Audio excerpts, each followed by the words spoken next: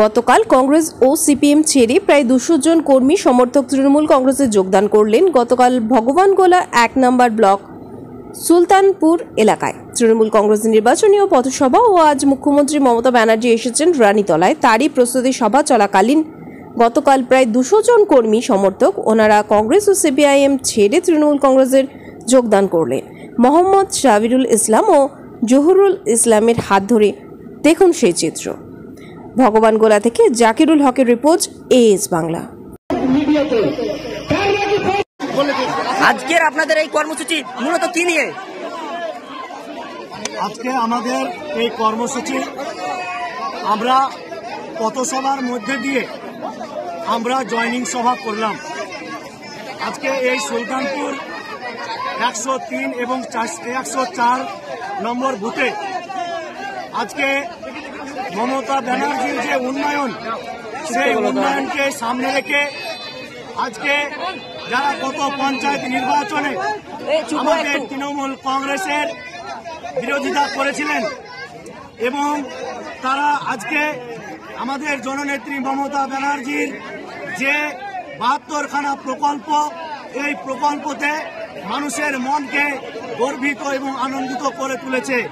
আজকে সেই আমাদের সুলতানপুর 103 এবং 104 নম্বর বুথের মানুষ আজকে স্বতঃস্ফূর্তভাবে আজকে আমি একজন অঞ্চল সভাপতি হিসাবে আমার কাছে তারা নিজের ইচ্ছা প্রকাশ করেছেন যে আমরা মমতা ব্যানার্জির উন্নয়নকে ফেলে দিতে পারবো না, এই উন্নয়নের সঙ্গে আমরা থাকবো এবং তৃণমূল কংগ্রেসে আমরা যোগদান করে তৃণমূল কংগ্রেসকে শক্তিশালী করে সামনের দিকে এগিয়ে নিয়ে যাব।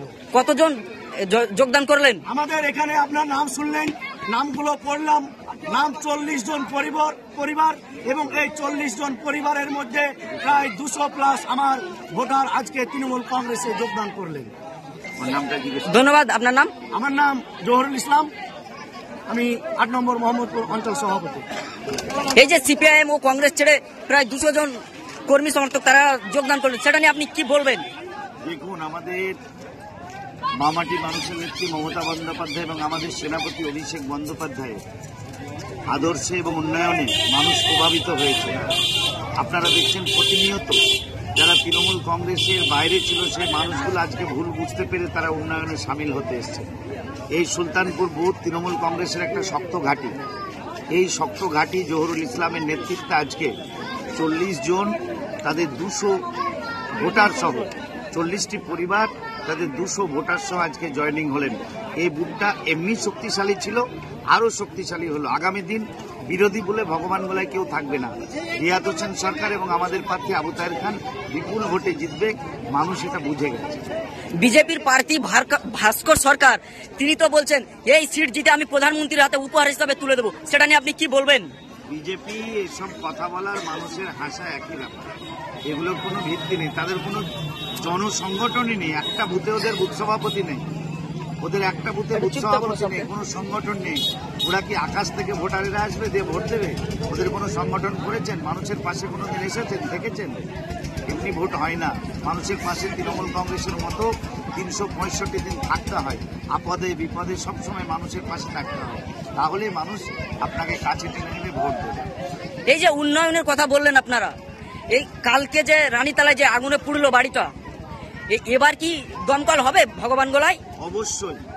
আমরা বারবার আমাদের মরহুম ইদ্রিস আলী সাহেব বারবার বিধানসভায় তিনি বলেছেন এখানে একটা দমকল কেন্দ্র চাই। দমকল কেন্দ্রের জন্য তিনি চিঠি দিয়েছেন।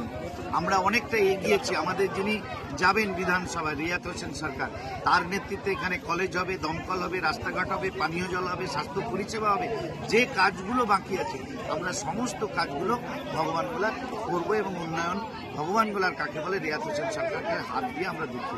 সামনেই তো মুর্শিদাবাদ লোকসভা কেন্দ্র ও ভগবানগোলা 62 নম্বর বিধানসভায় উপনির্বাচন, তো আপনারা কতটা আশাবাদী? আমরা 100% আশাবাদী। কোনো জায়গা নেই, বিরোধীদের কোনো শক্তি নেই আমাদেরকে রোখার। আমরা সারা বছর মানুষের পাশে থাকি, আমাদের সংগঠন বুথে বুথে শক্তিশালী সংগঠন। আমাদেরকে রোখার মতো ক্ষমতা না জোটের আছে না বিজেপির আছে, কারো ক্ষমতা নেই। এবার তো হাড্ডাহাড্ডি লড়াই, আইএসএফ থেকে দাঁড়িয়েছে মুরসাদুল আলম ও বাম কংগ্রেস সমর্থক প্রার্থী আঞ্জু বেগম, আর বিজেপি থেকে ভাস্কর সরকার। তো সেটা কি বলবেন? আমাদের আইএসএফ বলে তো ভগবান বলায় কিছু ছিল না। যে ছেলেটা আজকে দাঁড়িয়েছে, যার নাম আপনি বললেন, সে তার ভোটটা যদি পাস করে আসতে পারে তাহলে আমরা মনে করব যে ও ধন্য হয়েছে। ওদের কোনো সংগঠন নেই। আইএসএফ এই তো বাম কংগ্রেস সমর্থক প্রার্থী, তারা তো বলছেন এবার আমরা 100% জিতবো, তো সেটা নিয়ে আপনার কি বলবেন? বাম কংগ্রেস সংগঠনের যে জোট, সেই জোটটা তো জোট হয়নি, সেই জোটটা হয়েছে ভোট। যখন জোট হয়েছিল তখন ওই মির্জাপুর মুর্শিদাবাদের অধীর চৌধুরী আমাদের শাকির হোসেন সাহেবকে হারিয়েছিলেন নির্দল দিয়ে। তার মুখে মানায় না জোট। তিনি তো কোনোদিন জোট মানেইনি। সোনিয়া গান্ধীকে মানেননি, রাহুল গান্ধীকে মানেননি। আজকে তিনি মুখে বড় বড় কথা বলছেন। মানুষ অত বোকা নেই, মানুষ জোটের পক্ষে নেই। মানুষ তৃণমূলের উন্নয়নে মমতা বন্দ্যোপাধ্যায়ের সঙ্গে বাংলার মানুষ আছে, ছিল এবং আগামী দিন থাকবে। এই যে অধীর রঞ্জন চৌধুরীর কথা বললেন, অধীর রঞ্জন চৌধুরী, ইউসুফ পাঠান দাঁড়িয়েছে যে আপনাদের তৃণমূল কংগ্রেস থেকে, ও তো বলছেন এখানে মমতা ব্যানার্জি আসলেও এখানে হারাতে পারবে না, ও অভিষেক ব্যানার্জি আসলেও, তো সেটা নিয়ে কি বলবেন? বলছেন আমি বাংলার রবিন হুড। ও আগের যে লোকসভা নির্বাচন, সেই লোকসভা নির্বাচনে হাঁটতে হাঁটতে বিজেপির ভোটে জিতেছে। ওকে লজ্জা নেই। এবারও তৃতীয় নাম্বার হবে এবং তার জামানত জব্দ হয়ে যাবে। মুর্শিদাবাদ, আমরা মুর্শিদাবাদের মানুষ অধীর চৌধুরীকে এখন মির্জাপুর আখ্যা দিচ্ছি। বহরমপুর লোকসভা ইউসুফ পাঠানের কাছে লক্ষাধিক ভোটে তিনি হারবেন এবং তৃতীয় নম্বর হবে। আমি বলে দিলাম। জননেত্রী মমতা ব্যানার্জি কাল আসছেন, তো আপনার কেমন লাগছে?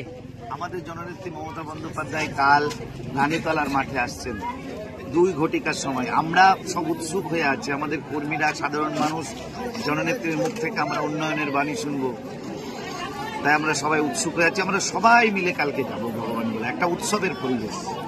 এই যে জনসভায় কাল কি মানুষের ঢল নামবে? অবশ্যই।